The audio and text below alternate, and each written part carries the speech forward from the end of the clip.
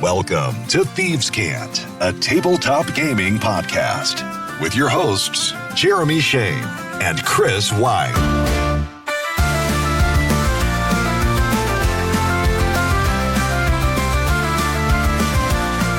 Welcome back. Welcome in Thieves' Cant for your Friday. It is January 23rd.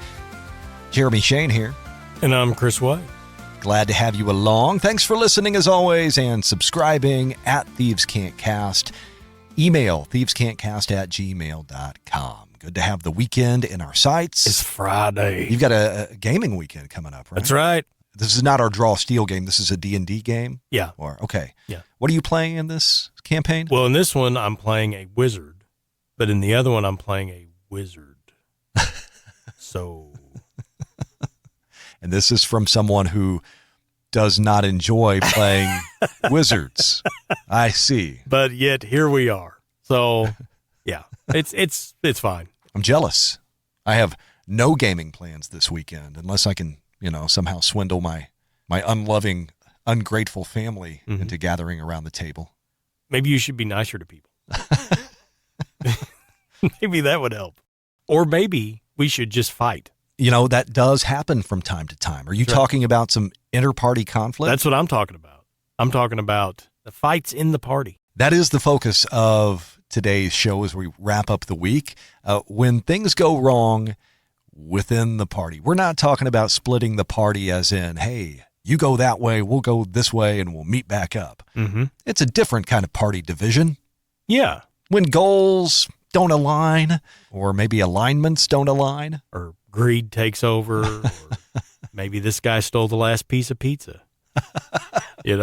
Maybe drank the last Mountain Dew. Yeah. So you and I each have a story today, about just this, when conflict strikes within the party. Yep. And there are consequences. Things go sideways. So you want to go first or second? Do you want to flip a coin? No, I'll go first. Why not? Sure. So this is going to be from our second edition Planescape campaign.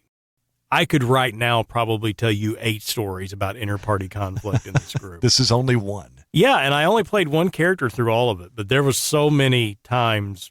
I mean, we literally had people who would show up to our session and every time try to kill us. Like, that's what they did. So it was wild. Just random drop-ins that would join the session for a game. And we all knew them, and we all knew what they were there for. But, things happened. They always had a new plan. It was fun. They were like the B team.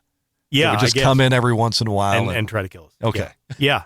So I was playing a Tiefling thief. Started this character first level. We'd gone up. And a lot of people were in and out, right? A lot of different players. One of them was our friend John. And John was playing a dwarf that worships Plangeddon or some crazy dwarven death war thing, right? So my Tiefling rogue was like a sensate, right? Like he was kind of almost naive in a way, but he also was a really good swindler. Yeah. Now you're playing this Tiefling. You said it's a Planescape campaign. Right. So this is back in the day still whenever like Tieflings were kind of exclusive to Planescape? Yeah. Like nobody even knew what a Tiefling was. Right. And now they're everywhere in every bit of lore. Yeah. Right? This was really odd then. Okay. So his dwarf gave me so much grief. He was constantly picking on this Tiefling, and I knew he could crush me, right? I mean, he was dual wielding these giant axes, and just a pretty tough character. Did you get the sense that while his character is giving your character grief, did you get the sense though that it was actually him giving you grief? Well, we gave each other a lot of grief. Okay. But, I think his character was just picking on mine. I don't think it was personal. So anyway, I put up with this for a really long time.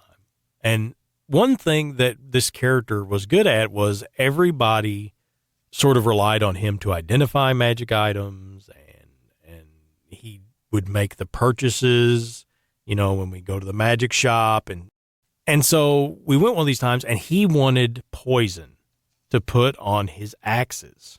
And it wasn't like, hey, could you get me some poison while you're in there? It was, boy, devil boy, get in there and get me some poison or I'm going to crush your skull, right? It was like that type of deal. My tiefling was fairly easygoing, but I'm like, all right, my guy. So I went in and I made the purchase, got him what he wanted, got the party what they needed, and that was it.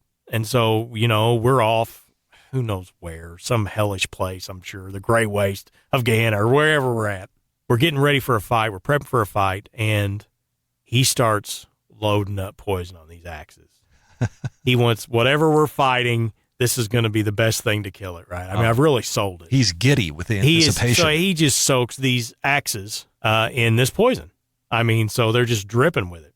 And then there's this like weird, like sizzling sound and like this odd smell. And what I had done was I had bought this incredibly potent acid that was capable of eating through his magical axes. And he was so mad.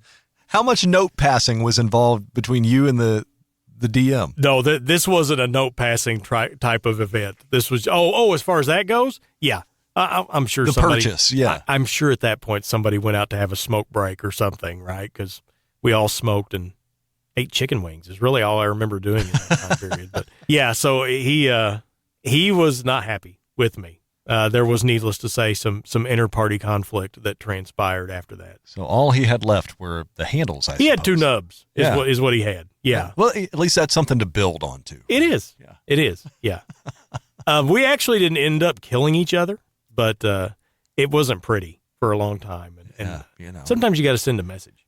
Send that message at any cost. If you're a rogue, what better way could there be? Right. File that one away in your tricks for future use. Yeah. Well, my story of inter-party conflict actually involves you as well. Uh-oh. This was a 2nd edition D&D campaign, and you were playing a Kinsai. Oh, yeah, yeah. From the Oriental Adventures Handbook. Yeah, Caratur, yeah. Would you say in your gaming career that this character is on your like Mount Rushmore of characters? Yeah, I'd say so. Yeah, I played that character for a long, long time. Long time. A lot of thought went into the backstory. So every choice that this character made, you had that as a touchstone.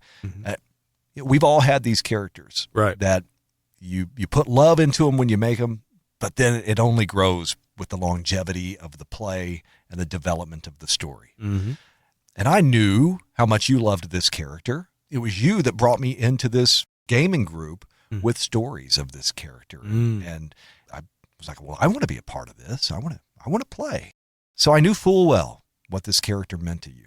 And in fact, I played a character in this campaign when I first joined that, I kind of set him up as like looking to your character as a source of advice and wisdom and martial training even. And, but then that character kind of reached a milestone and retired from the campaign, my character. So I had to make a new one. I was showing up to the game that Sunday afternoon, and I needed to throw something together quickly. Some of the best characters come from those moments. Yeah, I don't know where this is going. We're just going to throw it together. I made a Kobold. I knew this was going to be just kind of a one-off, right? So was it the Book of Humanoids that the rules for player? I think so. Player-facing kobolds. Yeah, that's right. The little maroon books. Yeah. And I figured the best class for this kobold would be Berserker. Yeah, right. As you do. Yeah. So I made my Kobold Berserker Putin-Toot. Yeah. The legend of Putin-Toot. And I have to give all credit for the name to you. I was spinning my wheels trying to come up with a name for this guy as if it's important. I did not realize I was responsible for that. Yeah, you simply looked across the table and you said, it doesn't, just call him like Putin-Toot or something. And Putin-Toot it was. So Putin-Toot and the gang now offer adventure. I mean, he's just kind of tagging along at this point. He's just kind of a late addition. I don't remember why Putin-Toot and the Kinsai and the rest of the party were on a boat. We were in the middle of the ocean, right? Yeah, we were, but we had to go into the water. Yeah. Somebody cast a spell that let us breathe underwater. We had to go down. I don't remember what we were looking for. Yeah, I don't either. But we encounter some undead. Mm-hmm. They were the Sons of Caius. Sons of Caius. Who had some sort of crazy ability. They could shoot maggots, essentially, out of their eyes. Right. Yeah, I think so. And you could turn if one of those worms entered your character. Yeah. Your character could become one of them. Yeah. Which is bad news. Right. Well, we should say that the makeup of this party is such that, I mean, your Kinsai was probably 9th, 10th level. Yeah. Mid-level for sure. Yeah. Right. Putin Toot's a first level character. Yeah. So, and that's the way that this gaming group rolled. You know, you didn't, if you were making a new character, you didn't start alongside everybody else level-wise. You just first level. Yeah. Right. And we had a very experienced DM who had zero problems running a game like that. Yeah. Or killing characters. Right. At all. Right. So Putin Toot didn't really stand a chance when the Sons of Caius showed up. The underwater undead shooting maggots. Putin Toot falls and he is turned. Uh-huh. And I was like, oh, well, okay, well, it happens. I didn't expect this little guy to survive long anyway. But it's then that the DM now tells me exactly what I'm capable of. He's not taking my character sheet away from me. He is, with a smile on his face, informing me of all my new abilities, how much stronger I am, how much harder I hit, and the ability that I now have to infect others. Yes. And I mean, this must be what it's like to really turn to the dark side, because I, with such glee, embraced my new role. Yeah, you couldn't have wiped the smile off your face. I had so much fun chasing your Kinsai. knowing how much you love this kid. What a jerk I was. What a jerk. That was beautiful. But one of the climactic moments was everybody realizes we have got to get back to the boat. Well, I asked the DM, what is my swim speed? And it's something ridiculous. So I have this kobold basically shoot through the water like a torpedo. Blasting towards the surface. Big toothy torpedo. And I tell the DM, I want to hit the boat with everything I've got. Yeah. And he rolls, and this boat explodes into splinters. Yeah. Now there are more sailors in the water. Right. More sailors to infect, and no boat onto which anyone can escape. It is absolute chaos. I remember it finally ends whenever I was torpedoing towards towards your Kinsai, but you ended up at the last second, you cut Putin Toot right in half, I think, to end the threat. Yeah. But it was great. I'd never laughed so hard in a gaming session in my life. We had a blast. Yeah. Yeah, it was good. I've really thought to myself, if this goes a certain way, I may never see my best friend again. Oh, no. Our friendship was on the line. He might just say, I can never speak to you. Oh, no. After what you did to the Kinsai. Yeah. But fortunately, you didn't kill my character, and our friendship was saved. And here we are today. You know? No, that was fun. We laughed so hard that day. It was a blast. Yeah. So inter-party conflict can be great. Can be fun if you have a party that's equipped for that's not getting too bent out of shape. Yeah. Would I advise it every session for every group? Of course not. No. This is a unique circumstance. But yeah, I'm going to be honest with you. Looking back at our history, maybe we're weird, but some of the most fun sessions that we had was players trying to kill each other. Because everything goes sideways. Or work against each other in some way. Yeah. And it really does take a good GM, I think, to manage that. Yeah. To allow that to go down, to keep everything in good spirits. So have you experienced inter-party conflict? Good, bad, whatever the outcome may have been. You can email thievescantcast@gmail.com. As always, drop a note down in the comments below. And that'll do it for this episode and this week of Thieves Can't. Chris, have some good gaming this weekend. Thank you, sir. Enjoy. You have some good gaming as well, and we will see you on Monday for the latest news and crowdfunding and some listener feedback if we've got any to share. Remember, you can help us out with that. All right. Enjoy the weekend. We'll see you Monday. It's been Thieves Can't. I'm Jeremy Shane. And I'm Chris White. So long.